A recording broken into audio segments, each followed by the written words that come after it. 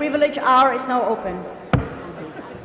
First to speak, Madam Speaker, is the gentleman from One Educación. May we recognize the Honorable Salvador Belaro. The Honorable Salvador Belaro of Party List One Educación is recognized.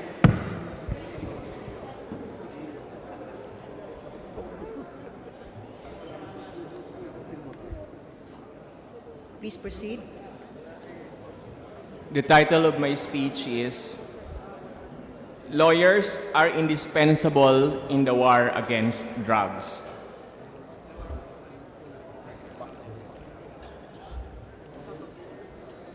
Shakespeare's Henry VI was the origin of the now famous joke that, but first, let's kill all the lawyers. Apparently, the President Rodrigo Duterte has read it, as he was quoted saying last week that he will set as next target in the drug war the lawyers of drug lords. Honorable colleagues, lawyers in this august body as well as in the gallery, ladies and gentlemen. The Integrated Bar of the Philippines, our national organization of lawyers, released a statement citing the President's pronouncement as very dangerous. Accordingly, if the President's statements will be taken as true, it will undermine the rule of law upon which our democracy is founded. According to the IBP, it also denigrates the constitutional right to counsel of every accused and the attendant right to be presumed innocent until proven guilty, as well as the right to a fair trial. Ladies and gentlemen, this representation understands exactly where that statement of the IBP is coming from. In fact, in this regard, our party list, One ang Educación, is with the legal community on this, as we believe that lawyers are needed in ferreting out the truth in any event and in espousal of critical thinking, which lawyers are supposed to input in any democratic process. Honorable colleagues, I rise here before you as a member of the legal profession who has been practicing law for the past 20 years. As a former College of Law Dean and a former Commissioner of Bar Discipline, I rise in this occasion to echo the alarm and grave concern the statement of the President has sent to the legal community. However, let us remember, as a basic premise, that lawyers are also officers of the court, as it is their duty to help dispense the administration of justice. It is in this regard that, with all due respect, this representation appeals to the President to clarify his pronouncements, if not reconsider them, if such is indeed the intent. In any case, this representation would also like to appeal to the legal community not to take the statements of the President literally, but to take that they are only directed to errant lawyers who get waylaid from the pursuit of justice by allowing themselves to become their clients' accomplices in the obstruction of justice. Likewise, ladies and gentlemen, I also would like to appeal to the general public to adopt the same attitude, as allowing ourselves to be engrossed by such pronouncements might be used by the enemies on the war against drugs to deflect the public from the gains that the war on drugs has made so far. After all, nitpicking on it might lead us not to appreciate the gravity of the war on drugs.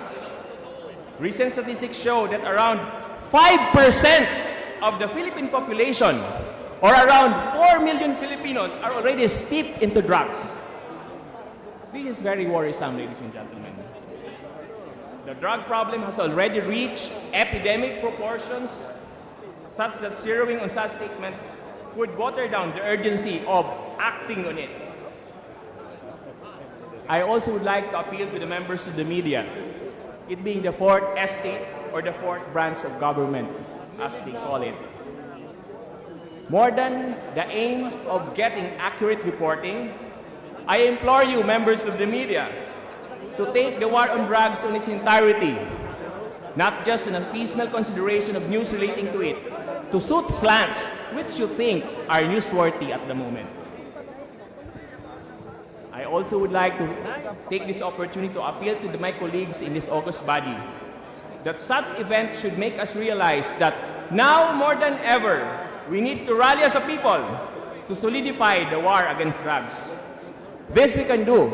How? By passing appropriate legislative measures that will not only strengthen the legal profession, but will also further professionalize it, so that all its members will be able to perform their solemn duty as officers of the court and as worthy representatives of the pursuit of justice.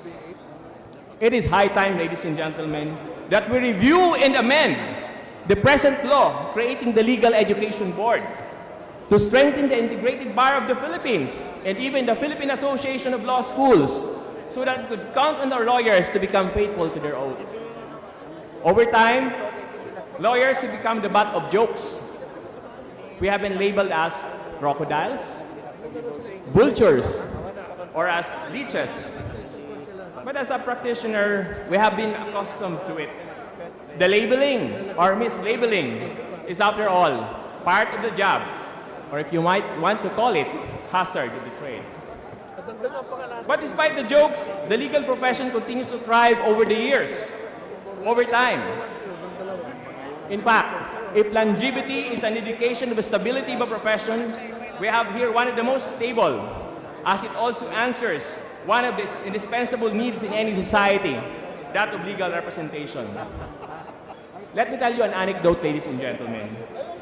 In the gates of heaven, 3 dead men were being screened by St. Peter before entering heaven or hell, as the case may be. All the 3 men died because of a heated duel, with the first as combatants and the third one as the lawyer who died in the crossfire. St. Peter, being a man of wisdom, would like to base his decision based on evidence at hand. So, he first asked the first man who pointed, who was the culprit? And the first pointed to the second man, and in turn, the second man pointed to the first. When it was the lawyer's turn, he admitted, to which the first 2 agreed, that he was just caught in the crossfire. So, what was St. Peter's verdict? St. Peter asked him who the 2 is liable, and the lawyer answered that he needs to talk to the other witnesses.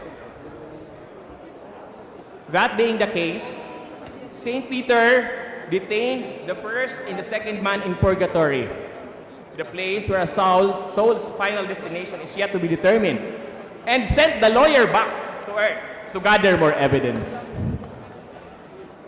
By way of closing, let me go back to my opening quotation, that of Shakespeare, "To kill all the lawyers." While it may sound as it means what it states, experts in literature, in fact, are all agreed to interpreting it in a broader context. The context of that Shakespearean character is a revolution, and the statement was meant to refer to all the opponents of such revolution and not just the lawyers. By analogy, ladies and gentlemen, let us not take the President's statements outside of the context of the war against drugs, the curbing of which is the revolution of our time. Begging your kind indulgence, ladies and gentlemen, so be it in the case of the President's comments to kill all the lawyers.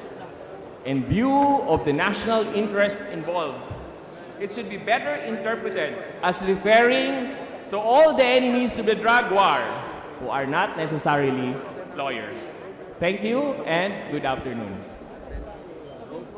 Thank you, Congressman Belaro. Majority Leader. Madam Speaker, I move that we refer the speech of the Honorable Belaro to the Committee on Rules. Is there any objection? The chair hears none. The speech of the Honorable Belaro is referred to the Committee on Rules.